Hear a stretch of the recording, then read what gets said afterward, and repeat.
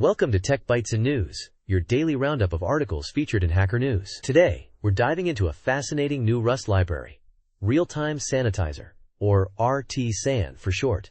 It's a game changer for real-time programming. Yeah, I saw this. It sounds incredibly useful, especially for audio applications. I'm curious, what's the core problem RT-San solves? Exactly. The core issue is ensuring predictable execution times in real-time systems. Think self-driving cars. A tiny delay could be catastrophic. In audio, it leads to glitches. RET-SAN helps catch those hidden time bombs in your code that might cause unpredictable delays. So what makes code not real-time safe? Is it just obvious things like network requests?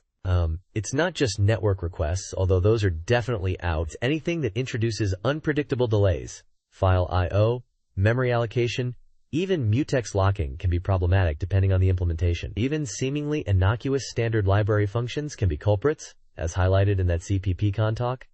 It's a real challenge. I see.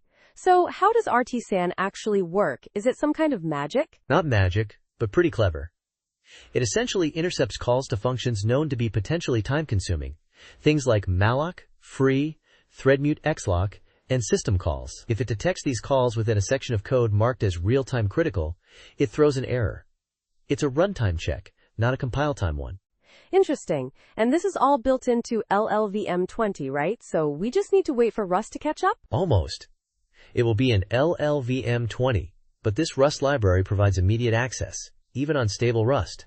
It's a standalone version until the integration happens in unstable Rust via a compiler flag. This standalone version uses procedural macros to mark functions as non-blocking or blocking, allowing granular control over which parts of your code are checked.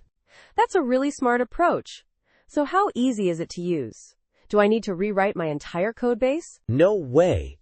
It's surprisingly straightforward. You add the library as a dependency, enable the RT-SAN feature, and then use the macros to annotate your functions.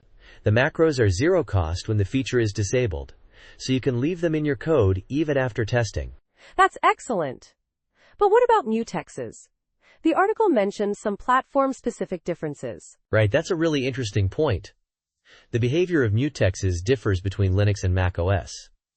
On macOS, the initial lock can trigger an allocation, which RT-SAN flags. Linux uses a futex-based approach, and RT-SAN only detects the system call if the spin lock fails. It's a bit nuanced, and highlights the complexities of real-time programming. So it's not a perfect solution, but it's a huge step forward.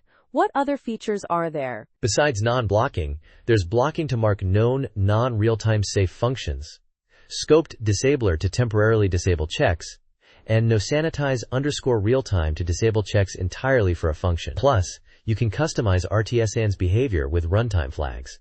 It's very flexible. This sounds amazing. Where can people learn more and contribute? Definitely check out the GitHub repo, the original RT-SAN project, and the official documentation. There's also a Discord server and an email address for feedback and contributions. This is a fantastic project, and I'm really excited to see how it evolves. >person1 greater than? >person1 greater than. Thanks for joining us on Tech Bytes and News. We hope you found this discussion on RealtimeSanitizer insightful. Until next time, goodbye. Bye-bye.